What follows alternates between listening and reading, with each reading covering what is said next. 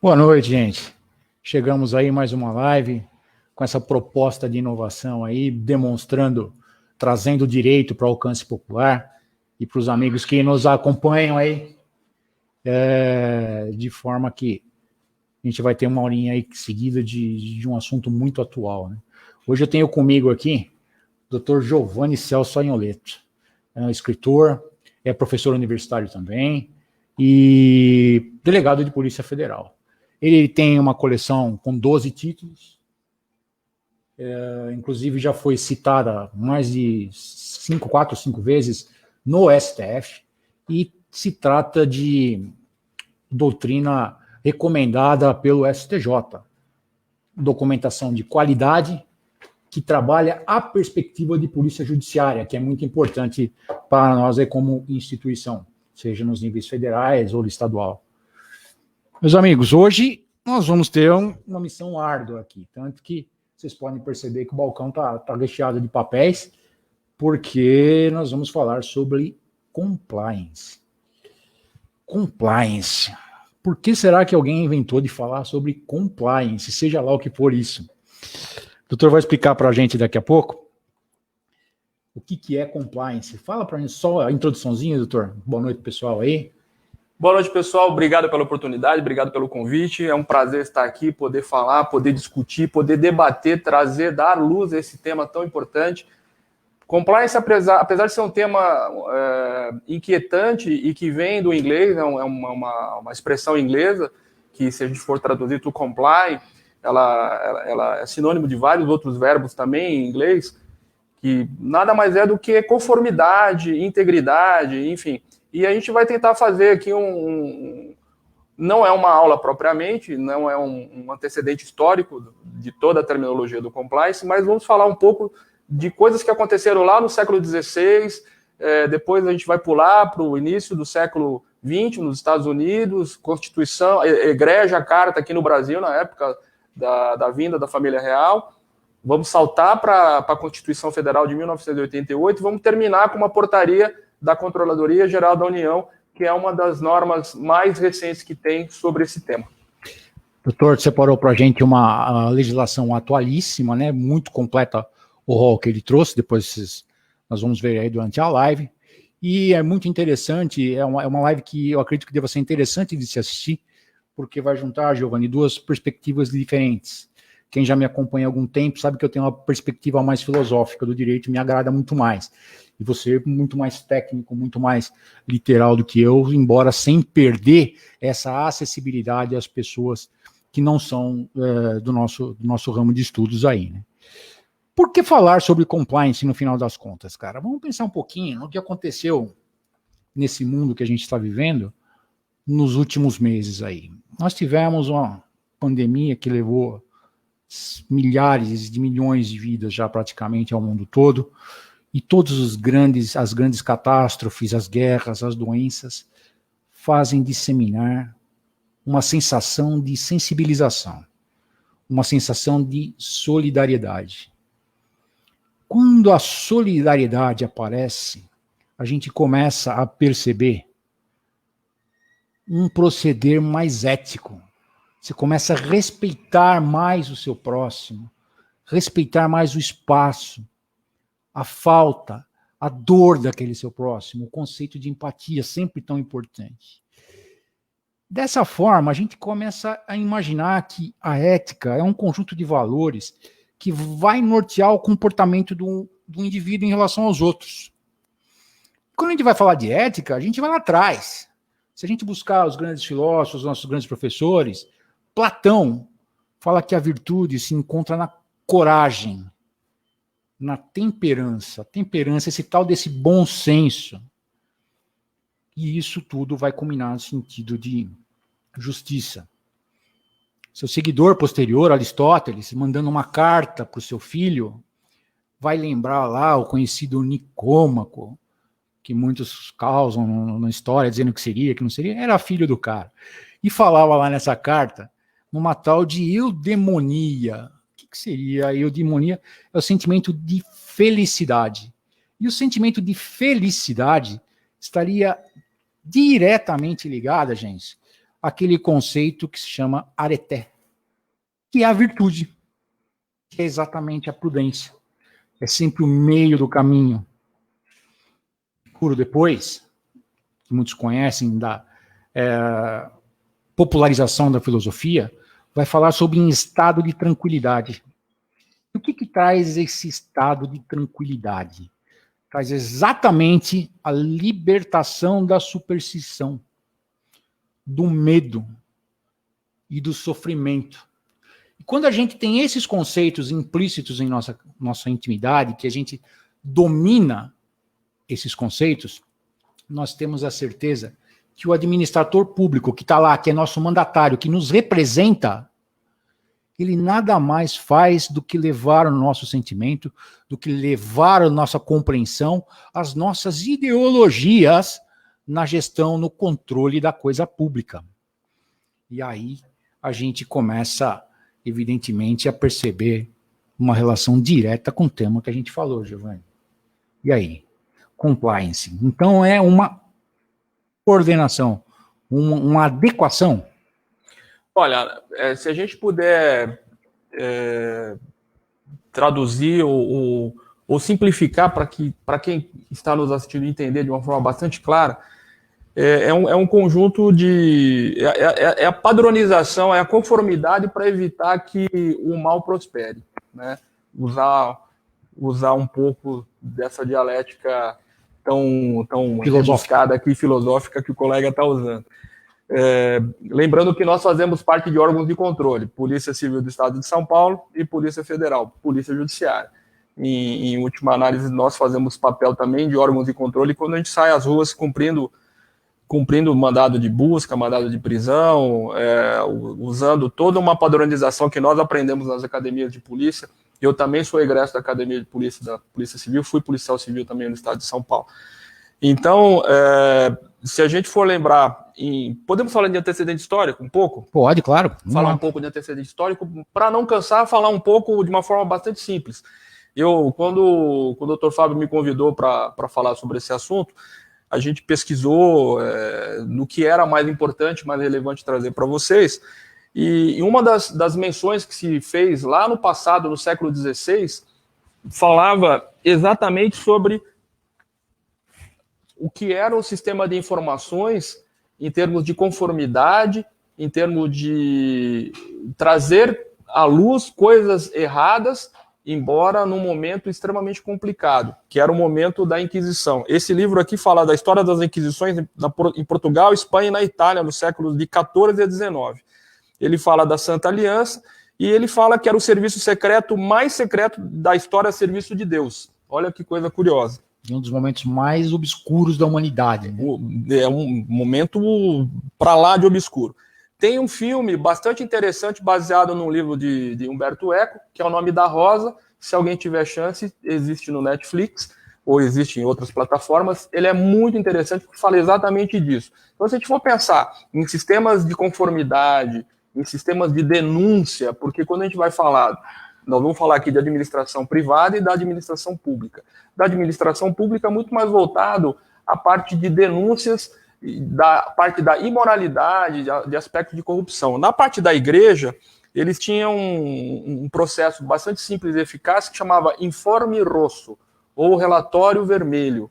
Eram pergaminhos que as pessoas compilavam, colocavam num vaso de bronze, e esse vaso de bronze só poderia ser aberto pelo responsável não tem a divisão que tem hoje da arquidiocese, mas enfim, pelo responsável, pelo pároco responsável.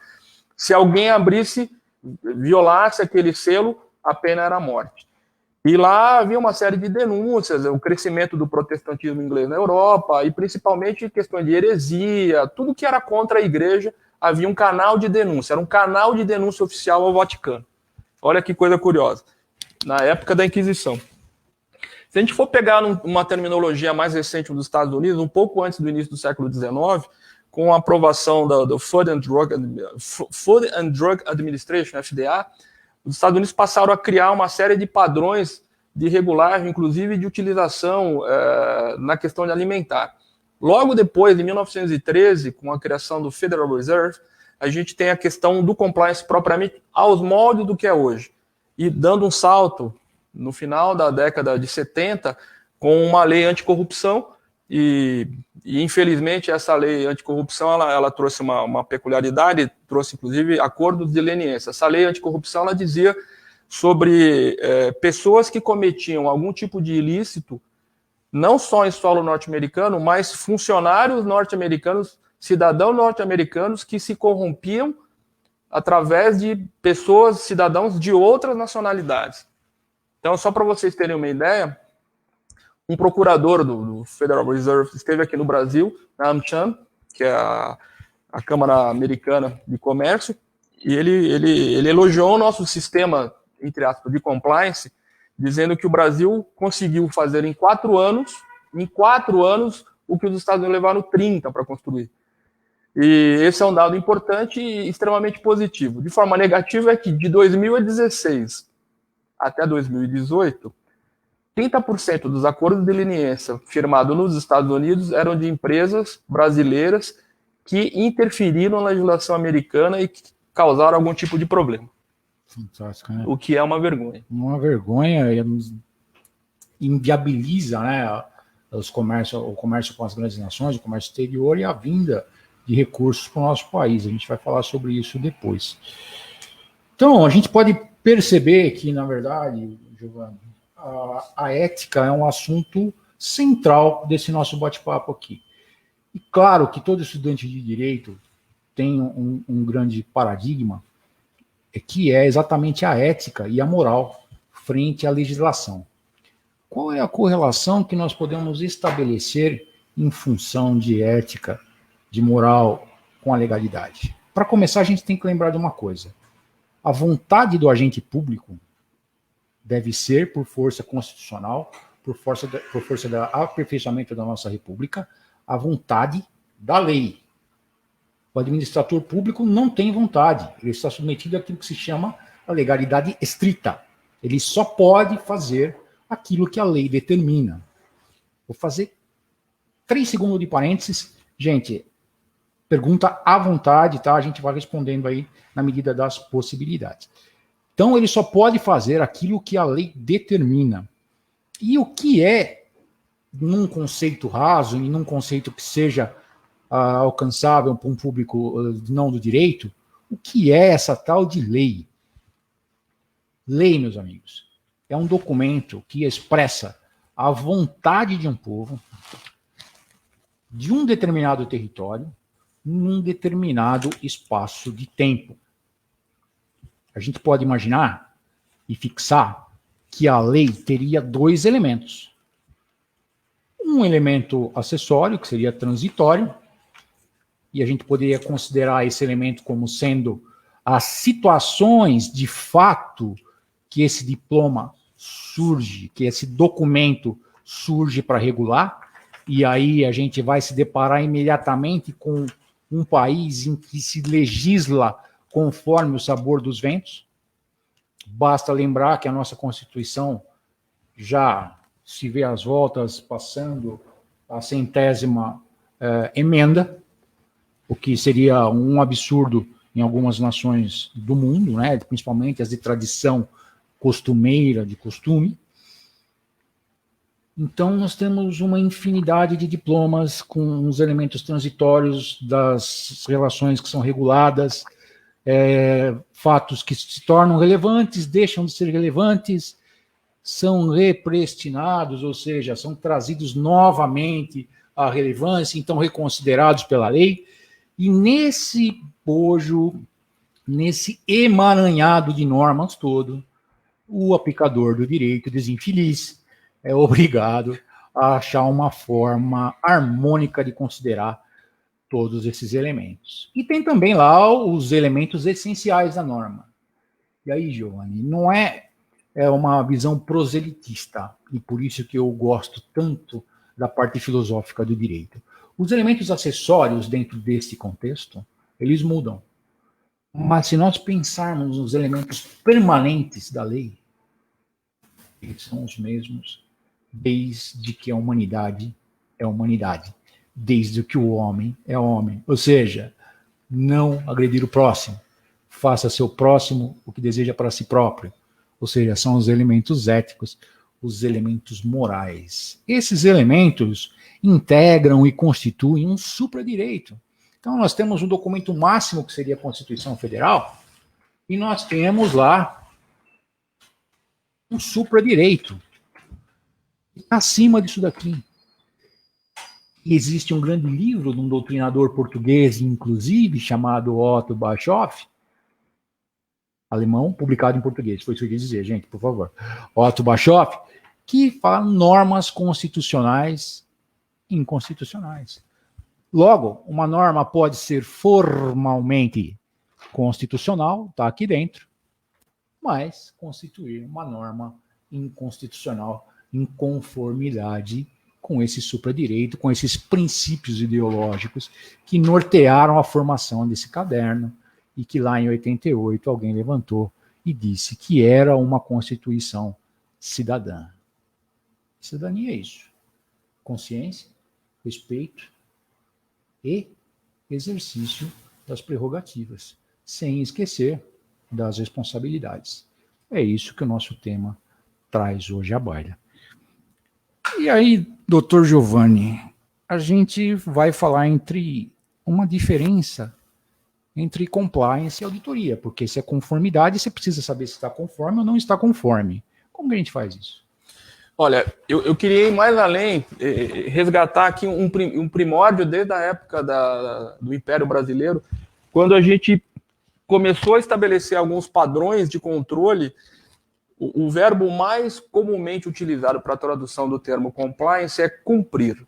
Embora as pessoas não entendam exatamente a extensão do conceito, quando você ouve a palavra cumprir, intuitivamente você pensa em cumprir normas, cumprir leis, cumprir padrões, obrigações, lembra da nossa educação familiar, do que diziam nossos pais, enfim. Em geral é isso. Então, desde aquela época, aqui fala do Erário Régio, que foi fundado, foi criado em 1808. Olha o que coisa curiosa que falava sobre coleta de impostos, valores, controles. Já era um conselho, depois se transformou em Conselho da Fazenda, teve toda uma evolução histórica, e isso aqui foi impresso do site do TCU, virando hoje o que é o Tribunal de Contas da União, começando lá em 1808 como Erário Régio. Então, antes de responder a questão proposta pelo colega, eu acho que a gente poderia ampliar um pouco o conceito, falando do que é compliance, auditoria, e uma coisa que é extremamente importante na administração pública, porque é o que é o nosso tema principal, compliance na administração pública, accountability. De novo, termo em inglês, infelizmente, toda a teoria moderna da administração trazida para nós agora no Brasil, ela vem dos Estados Unidos.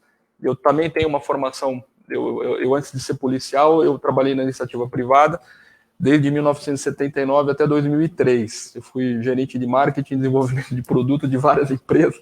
Então eu tenho uma experiência na iniciativa privada, que é a maior parte da minha vida pessoal, e tenho uma grande experiência também na iniciativa pública. Ou na vida pública. Então, se a gente for pensar que compliance é um conjunto permanente de normas, diretrizes, falar em integridade, e auditoria, na verdade, ela vai focar num determinado momento histórico da empresa. Vamos pensar em auditoria na empresa pública. Quando a gente contrata uma empresa de auditoria para auditar um balanço, contas, ela tem um período determinado, restrito e é específico. Compliance não, ela vem ao longo do tempo. A compliance é uma visão de empresa. A compliance, um dos principais desafios do compliance é fazer com que isso se estabeleça na empresa e faça parte de uma forma extremamente tranquila, não seja uma coisa imposta. E accountability, a diferença básica, se a gente pudesse traduzir de uma forma extremamente simples, seria prestação de contas. Então, eu vou dar um exemplo do que seria prestação de contas. Então, um prefeito de uma cidade fez uma licitação, pregão, eletrônico, enfim, da modalidade que seja, cumpriu todos os procedimentos e comprou uma ambulância. Então, o prefeito da cidade e tal comprou a ambulância, seguiu todos os padrões éticos, não só morais, mas técnicos, enfim. A ambulância foi comprada.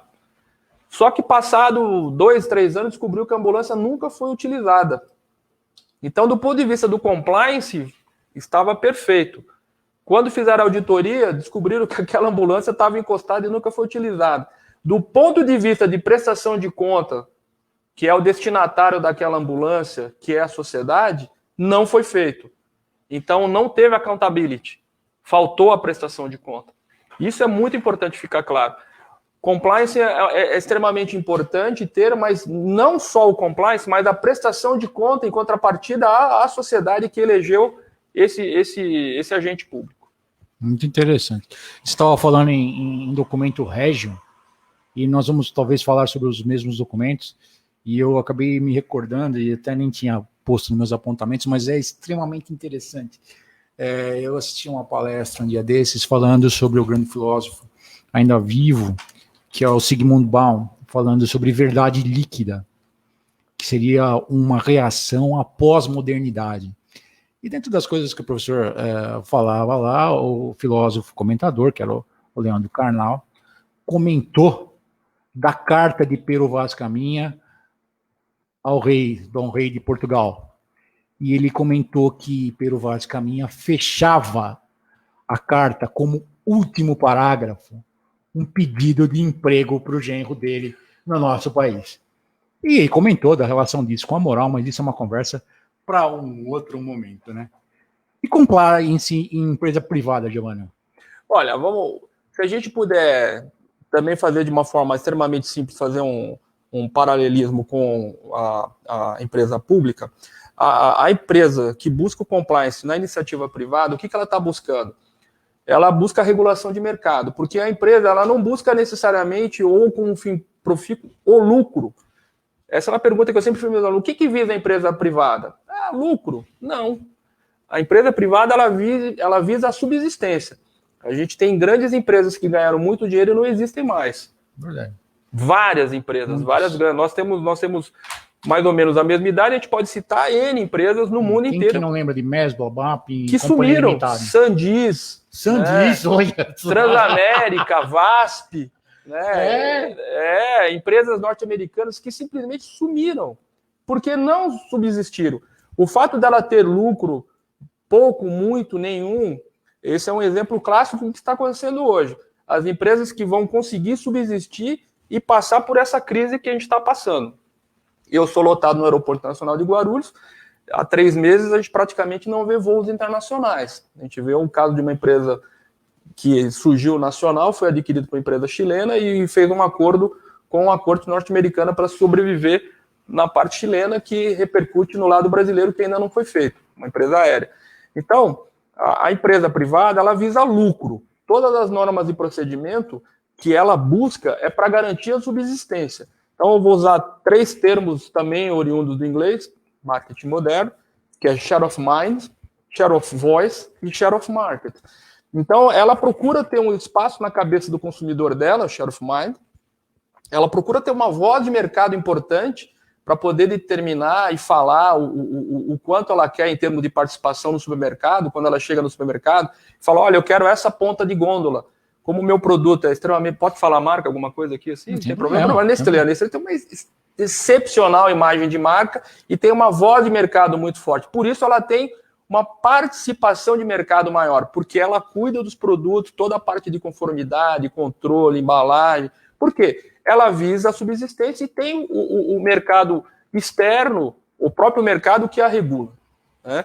Agora, se a gente for pensar na parte da administração pública, que não visa lucro e nem visa subsistência, porque a prefeitura está lá, o estado está lá, o ente federativo está lá, e ela tem os seus controles. O controle externo das empresas é o mercado, o nosso controle externo é outro. O que ela busca? A prestação do serviço para a sociedade com eficiência. Vou usar aqui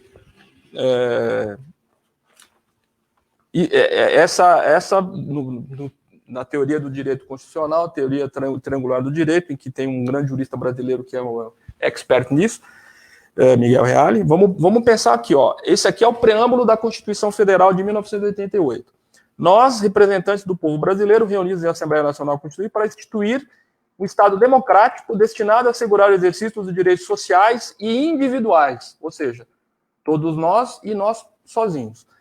A liberdade, a segurança, o bem-estar, o desenvolvimento, a igualdade e a justiça como valores supremos de uma sociedade fraterna, pluralista, sem preconceitos, fundada na harmonia social e comprometida, enfim, isso aqui é o preâmbulo da Constituição.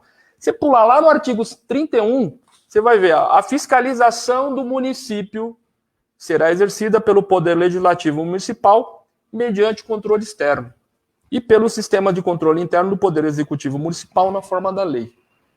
Então, o ente mais próximo do nosso dia a dia é o município. E ele tem que ser controlado, que é a prestação do serviço pelo qual nós elegemos aquela pessoa. E aí a gente vai, o pessoal que é mais de direito, já existe decisão em conteste do STF, dizendo que o preâmbulo da nossa Constituição tem força interpretativa. Se ele tem força interpretativa, é justamente a ratificação daquilo que eu comentei, a existência de um supradireito, de um direito supralegal. Olha, eu queria, para quem está nos assistindo, é importante lembrar, quando essa lei que eu mencionei dos Estados Unidos, eu guardei aqui uma colinha, que é a Foreign Corrupt Practice Act, ou FCPA. Em 1977 foi promulgada. Português é? Em português é? É o sistema de práticas contra a corrupção. Práticas contra a corrupção. Uma lei anticorrupção norte-americana. O brasileiro não conhece muito isso, Giovanni. Não, mas nós temos uma lei anticorrupção aqui também. Então, o que acontece? Passado alguns anos, lá no governo do presidente Bill Clinton, eles descobriram que as empresas essa era uma obrigação das empresas norte-americanas, elas passaram a perder competitividade para os países emergentes, principalmente China, Índia e Rússia. Vamos lembrar que esse era o início antes dos BRICS. Os BRICS colocando o B de Brasil, né? Então, o que aconteceu? O fato da empresa, esse é o custo do compliance, é uma coisa importante que talvez a gente tenha tempo, se tiver tempo a gente fala. O custo do compliance.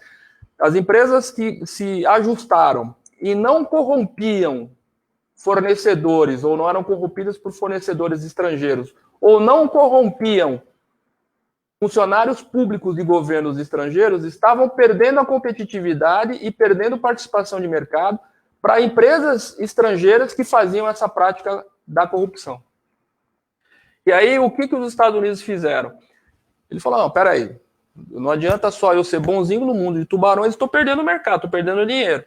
Eles fizeram com que a organização, o que na época era o Mercado Comum Europeu, foi mudando de nome, começasse a instituir normas anticorrupção. E aí, inclusive, a ONU, também lá em 2000, a gente teve aqui a Convenção Interamericana de Combate à Corrupção, ratificada, criaram um protocolo maior no ano de 2000, que depois foi ratificado em 2003, que é a Convenção de Palermo, que é dividida em 3 grandes protocolos.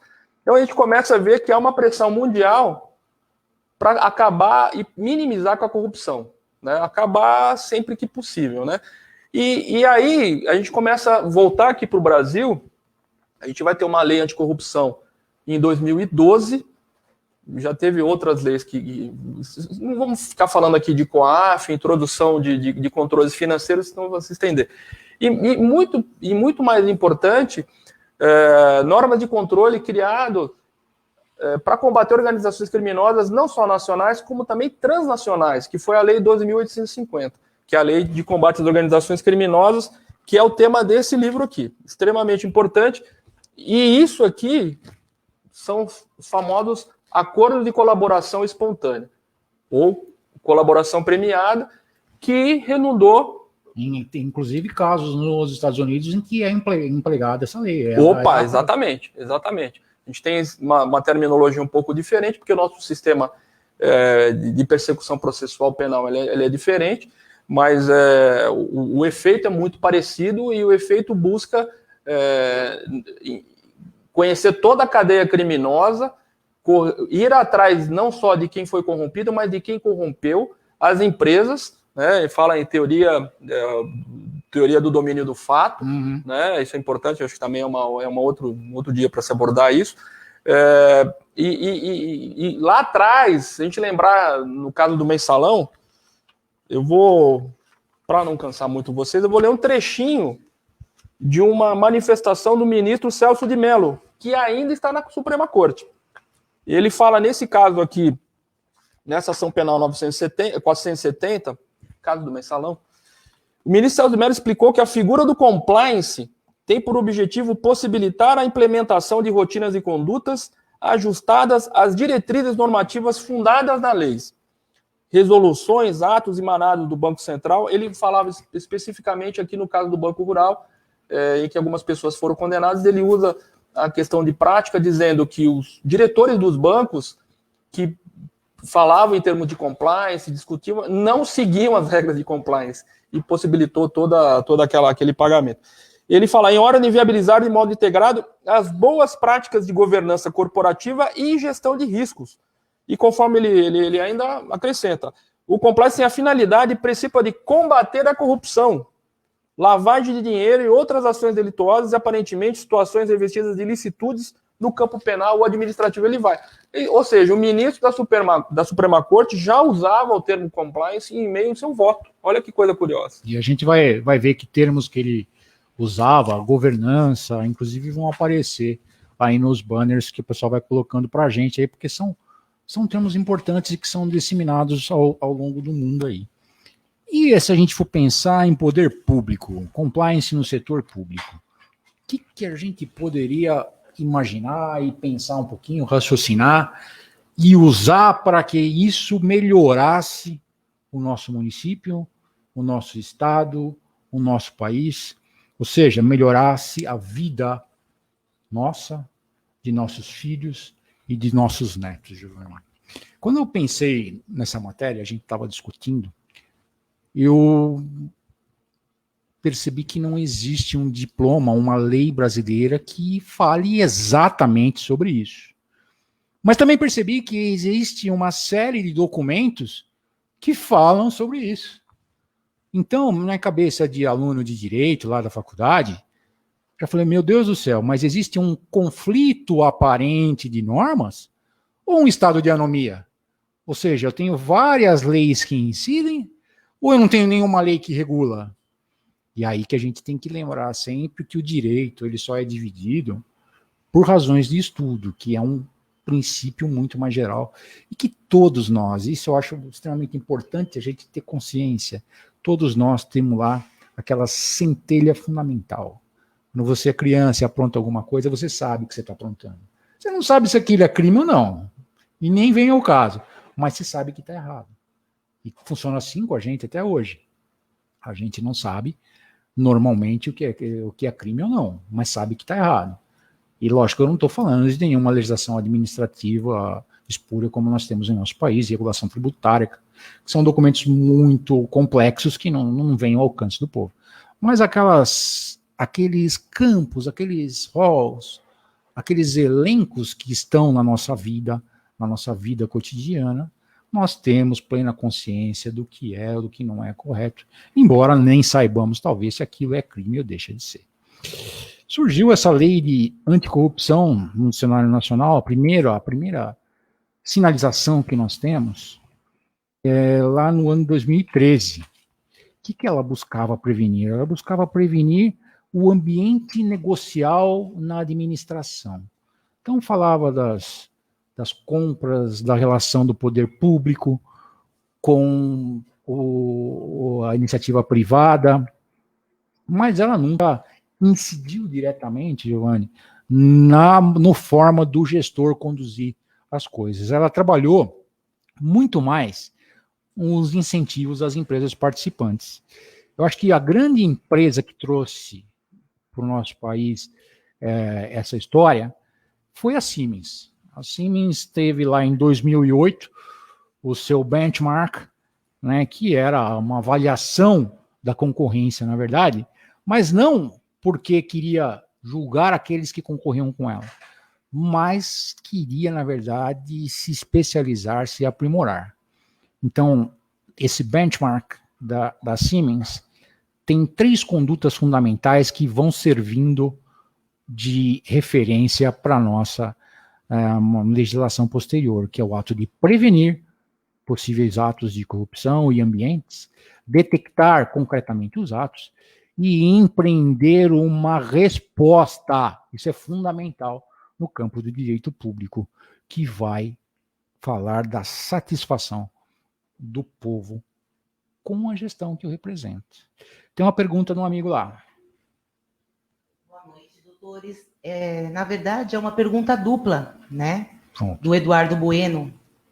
Doutor Giovanni, nos avizinha uma eleição de âmbito municipal, com as leis eleitorais, ou melhor, como podemos fazer uma eleição justa se os governos, de um modo geral, ainda não se adaptaram às novas regras? E aproveitando a fala do Dr. Fábio, como integrar a vontade popular de que os governos sigam as regras e administrem os conflitos? Pô, boa pergunta, hein? Obrigado pela pergunta, Eduardo. Você quer começar? Vai você primeiro, depois eu mando. Olha, eu vou lembrar em termos de conjunto de valores do que a gente aprendeu em casa. Então, eu tenho quase 60 anos de idade.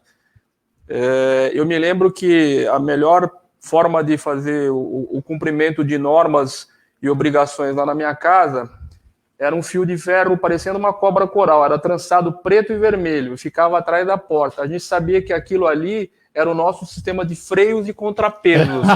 Exatamente. Muito mais contrapeso do que freio. Exatamente. Então, assim, aquilo fazia com que a gente cumprisse todas as obrigações.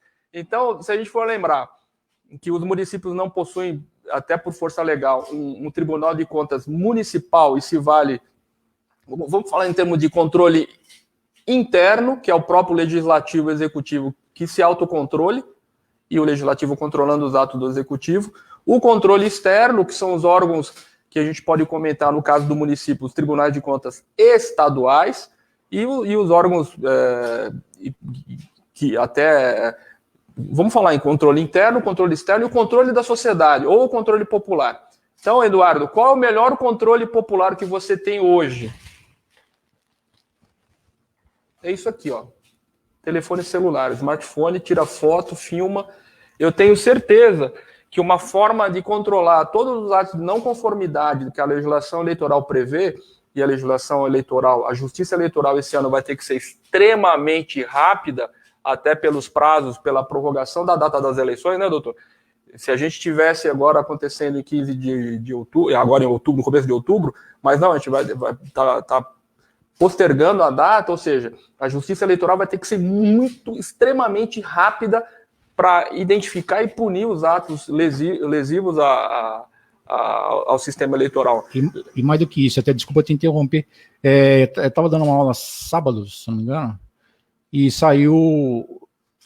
foi uma audiência sobre segurança pública, na verdade. Saiu a necessidade do respeito a esse bem fundamental que é o tempo.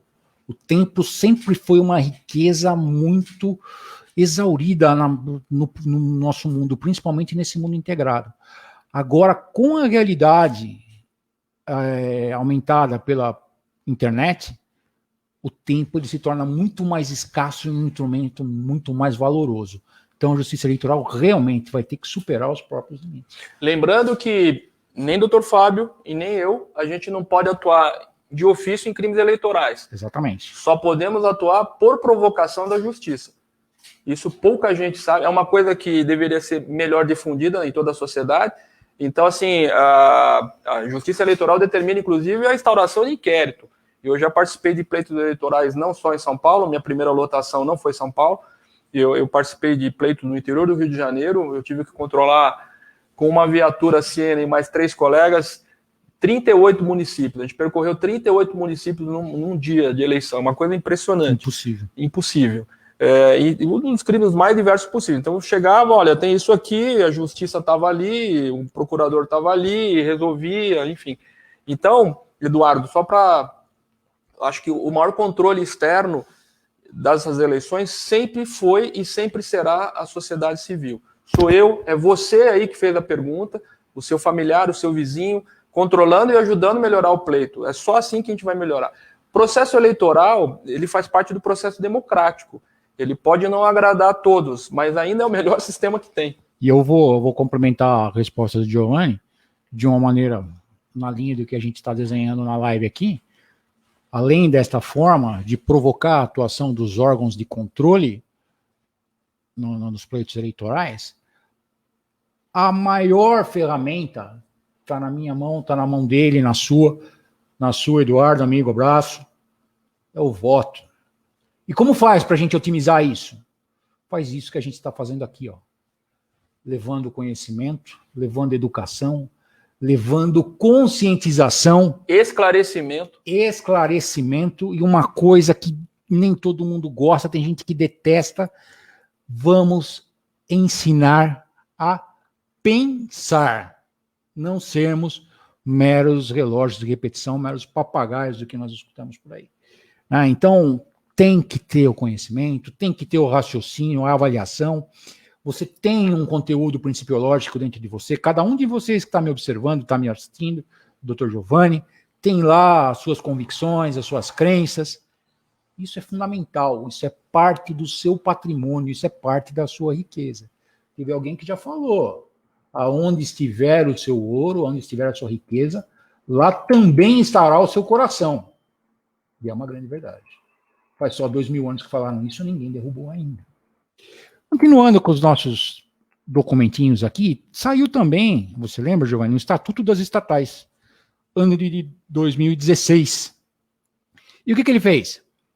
Ele trouxe regra, ele trouxe algumas estruturas e algumas práticas para uma conduta que se chama gestão de riscos, proporcionando um controle interno. Então ele vai buscar e vai se albergar, vai ficar sob a sombra da ação de administradores e administrados. Uma área específica do conhecimento e da atuação que busca basicamente nesse documento inibir a retaliação por parte dos averiguados. Pois a gente tem também lá a lei das ANAs, né, a instituição das agências nacionais reguladoras. Novamente, nós vamos falar em práticas de gestão de risco e de controle interno e propiciar a divulgação de programas de integridade. E a gente vai ter que, a partir daqui, adotar medidas e ações institucionais de prevenção, de detecção, de punição e remediação das fraudes e dos atos de corrupção praticados no seio administrativo. E no seio da administração direta, ou seja, lá no poder executivo, nas pessoas chamadas do direito público em específico, e aí fica um pouco mais confuso, porque nós vamos descer a uma legislação infralegal, a gente vai ter decretos, nós vamos ter leis complementares, toda aquela hierarquia que tem dentro da Constituição incidindo sobre o mesmo ato. Nós temos, por exemplo, a Lei de Improbidade Administrativa. Temos o Código de Ética do Servidor Público Civil Federal, você conhece. Tem o Sistema de Correição do Serviço Público Federal. A temida Lei 101, que todo mundo acaba se albergando em algum momento debaixo dela, para negar esse ou aquele tipo de aplicação, que é a Lei de Responsabilidade Fiscal. A Lei de Responsabilidade Fiscal, entre outras coisas, estabelece princípios éticos e morais. E estabelece mais, estabelece um comportamento de liderança. Tem depois, lá no ano de 2013, a Lei dos Conflitos de Interesse. E tem a atuação, essa daqui acho que você até já um pouco mais próximo de você, da Advocacia Geral da União, que vem trabalhando com implementação de orientações, determina a transparência no seio administrativo, vai perseguir a punição dos agentes públicos que incorram nestes atos de corrupção, vai buscar a proteção da administração. Então, muitas vezes a gente vê lá o advogado-geral da União, ele não está defendendo o fulano, ele está defendendo o cargo que integra o nosso processo, o nosso Estado federativo. Ele está defendendo o Brasil. Identifica os riscos de corrupção e, principalmente, uma adequação na prestação de serviços à sociedade. Ou seja, vai buscar aquele conceito fundamental lá de elementos de teoria geral do Estado do primeiro ano da faculdade, de bem comum. É o bem de todos e é o bem que não é de ninguém ao mesmo tempo. E fora isso, a gente tem a necessidade de autoconhecimento, um planejamento estratégico que vai implicar na própria eficiência da administração pública. E falou em eficiência na administração pública, a gente não tem de onde correr. De novo, Constituição da República Federativa do Brasil, principalmente lá em seu artigo 37, onde são elencados os princípios que norteiam a nossa administração. Posso ler? Por favor. Lembrando da emenda constitucional 19, para quem estudou, inclusive com a implementação dela. A administração pública direta e indireta de qualquer dos poderes da União, dos estados, do Distrito Federal e dos municípios, ou seja, todos os entes federativos, obedecerá aos princípios da legalidade, impessoalidade, moralidade, publicidade e eficiência. E aí vai elencando uma série através de outras emendas, falando sobre cargos, funções, enfim. E aí vai. E aí, dois professores conversando, dois escritores conversando, fica um problema, porque uma hora começa a ficar justinho pra gente aqui. Mas a pergunta que me vem à cabeça, não eu pergunto exatamente, mas o pensamento que me acomete, é que esse artigo 37, esse caput do artigo 37, e todos os seus incisos são aquilo que a gente conhece por cláusula pétrea na nossa Constituição. E sem querer, desculpa te interromper, mais uma vez complementando a pergunta do Eduardo, se você for buscar lá no artigo 74, lá no finalzinho, no parágrafo 2º, qualquer cidadão, qualquer partido político, associação ou sindicato é parte legítima para, na forma da lei, denunciar irregularidades ou ilegalidades perante o Tribunal de Contas da União. Não só perante o Tribunal de Contas da União, mas na órgão competente, seja Polícia Civil, Polícia Federal, Justiça Eleitoral, Ministério Público Estadual, e aí vai. Não é. Os órgãos de controle. E aí a gente vai verificar que isso acaba estabelecendo qual é a vulnerabilidade da administração e seus agentes em face dos entes particulares, sejam eles os fornecedores, sejam eles do terceiro setor. Desnecessário a gente falar o que nós estamos vendo nesta pandemia em relação ao terceiro setor. E por que a gente faz esse negócio de compliance, então? Vai garantir, meus amigos, o desenvolvimento nacional sustentável, ou seja, uma república que se garante, se sustenta, transparente, em que o administrado sabe exatamente o que o seu mandatário, o seu empregado que está lá no Poder Executivo, Legislativo e no Judiciário vai fazer com aquela circunstância que é levada ao seu conhecimento. Vai otimizar a interação com o mercado. Para ver quando nós nos adequamos às regras internacionais, que as ações do mercado de imobiliários aqui no nosso país sobe e o país começa a ter lucro. Vai moralizar, e aí sim, os nossos processos eleitorais. E isso é uma grande dificuldade, porque lembra aquela propaganda de biscoito. Vende mais porque está sempre fresquinho, ou está sempre fresquinho porque vende mais. Então, fundamental, uma discussão que pode vir uma outra hora, sobre o financiamento das campanhas públicas, das campanhas eleitorais. E aí, Giovanni, a gente vai para os órgãos de controle do setor público. O que você lembra para a gente sobre isso? Olha, eu trouxe aqui, eu selecionei talvez naquela teoria da teoria tridimensional do direito, começando com Constituição e aí, enfim. Vamos falar aqui da Controladoria Geral da União, em que ela é identificada como Ministério do Estado da Transparência e Controladoria Geral da União.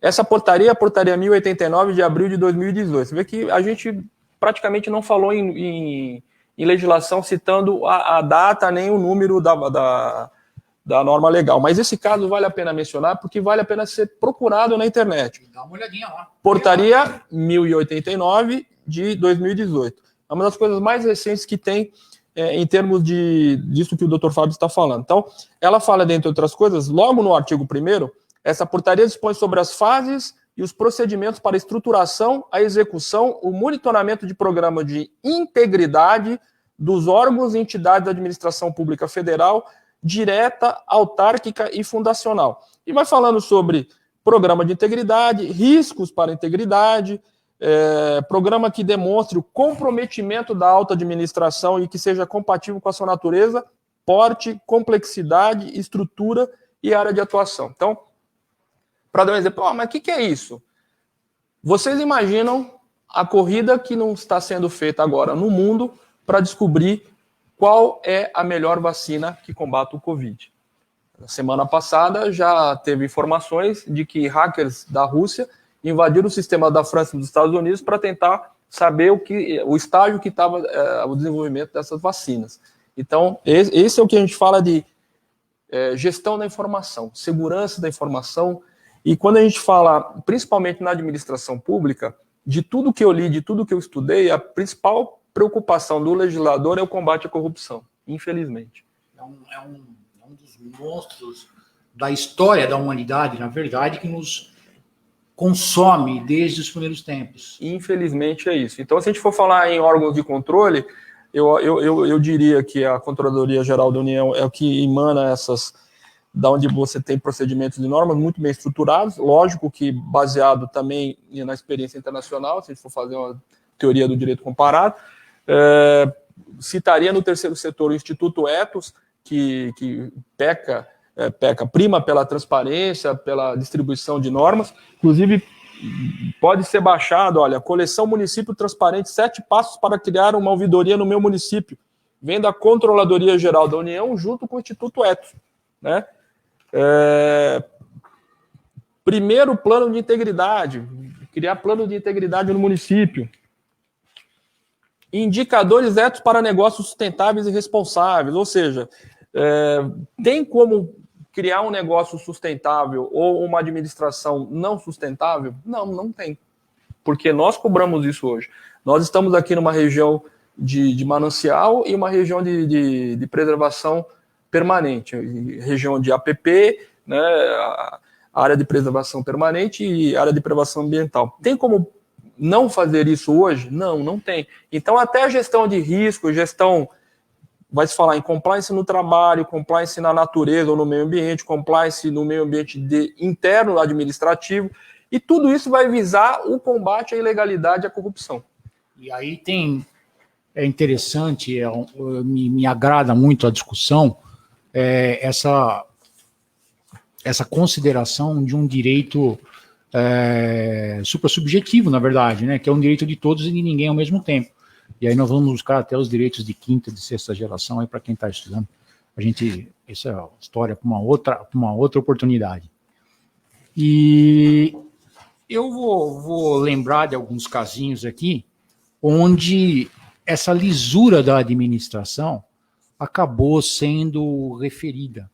E eu vou pegar os casos mais emblemáticos com um comentário eminentemente jornalístico, sem juízo de valores e referenciando os problemas públicos. Disponíveis na imprensa. Estão disponíveis na imprensa, foram fartamente documentados nas épocas em que ocorreram, mas a gente começa a perceber uma preocupação nesse sentido, ou aprender a pensar, usar esta preocupação nesse sentido com mais relevância desde 1992. Nós tivemos o primeiro processo de impeachment nesta ordem constitucional no ano de 1992 com o presidente Collor. Foi um processo jurídico e político, razões técnicas e razões políticas. E nós nos lembramos do que aconteceu. Collor acabou sendo deposto do cargo de presidente da República. Viemos lá depois, em 2016, a gente se lembra, foi ontem, na coleta da história, né? O caso da presidente Dilma. Ou presidenta Dilma, como queira. Mas eu sei que o fato é que No caso de 2016, o processo foi eminentemente jurídico, não que tutelasse os interesses jurídicos, mas se valeram deles para poder estabelecer aquilo que seria conhecido como pedaladas fiscais e promover o tal impeachment ou impedimento. No ano seguinte, os caras aprenderam, gostaram, queriam mais. O impeachment do presidente Temer, que foi um impeachment avaliado diversas vezes por um núcleo de assessoria jurídica do Congresso Nacional. E não foi viabilizado até que surgiu a eleição atual e isso encerrado da maneira que se encerrou. E basta que a gente passe os olhos aí pelos jornais dia a dia, ligue uma televisão, nós vamos fatalmente ser confrontados com dois assuntos: a pandemia mundial e a corrupção no seio do Estado. Tem N casos, não preciso ser específico. É só você ligar o seu rádio, para quem usa rádio ainda, lembra aquele negócio que faz barulho do celular, tá? A internet, o jornal, a televisão, o jornal para ler. Lê aquele negócio que você faz de vez em quando, tá bom, gente? E é muito interessante, né? Em 2000, lembra lá em 2000? O Mensalão, você vai falar sobre ele de uma maneira melhor. Eu queria citar o caso aqui dos tribunais de contas, em que, infelizmente, em alguns casos, pessoas que, infelizmente, não conseguem cargo político acabam sendo nomeadas para tribunais de contas. Em 2017, teve a Operação Quinto do Ouro, deflagrada pela Polícia Federal, foi preso o presidente e 4 conselheiros do Tribunal de Contas do Estado do Rio de Janeiro. Básico. E, por fim, já estamos partindo para os agradecimentos, o que é uma empresa, falando em compliance do setor público, compliance do setor privado, para fazer um paralelo em termos de imagem de marca. O patrocinador do Rio Branco, né, um time lá do Acre, a rede Arasuper, informa que está suspendendo o patrocínio do Rio Branco Futebol Clube em função da contratação do goleiro Bruno, aquele que supostamente matou a Elisa Samúdio. Está público o UOL de hoje. A gente vê uma série de coisas, série de casos, Petrolão, Mensalão, agora Covidão, gente. É de trincar o caneco, né, do brasileiro, não tem jeito, né? Mas é que é interessante a gente observar, no Petrolão principalmente, é que assim que os seus fatos foram revelados à sociedade, suas ações despencaram no mercado mundial. E de repente a gente viu a edição de uma série de regras de compliance na instituição. E começa a emergir uma revitalização econômica dessa empresa brasileira. Gente, foi para mim extremamente agradável bater um papo com o Giovanni, meu colega, e falar com vocês como se nós estivéssemos todos batendo um papo numa sala de aula, que é o que a gente gosta de fazer no final das contas, levar conhecimento. Não poderia deixar de referenciar o site Migalhas Jurídicas. Tem um monte de coisa legal lá, gente, dá uma olhada, tá? Mas em específico, um artigo de 2 advogados, a doutora Jéssica Cosselha e o doutor Rafael Carvalho Rezende Oliveira. Eles escrevem muito bem sobre o tema.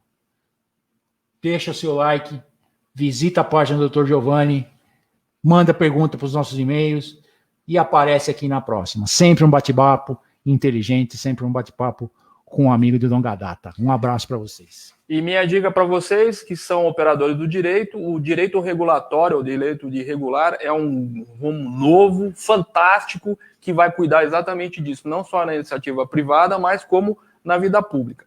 Então, se você gostou, dê o seu like. Eu tenho a minha página, que é delegado.giovanni, desculpa fazer a propaganda, no Instagram. Fique à vontade, mande perguntas. Temos lá fatos, a minha vida na Polícia Federal e receitas. A vida é feita de coisas boas também. Muito obrigado pelo convite. Foi um grande prazer estar aqui com vocês hoje. Abraço, Giovanni. Abraço, galera.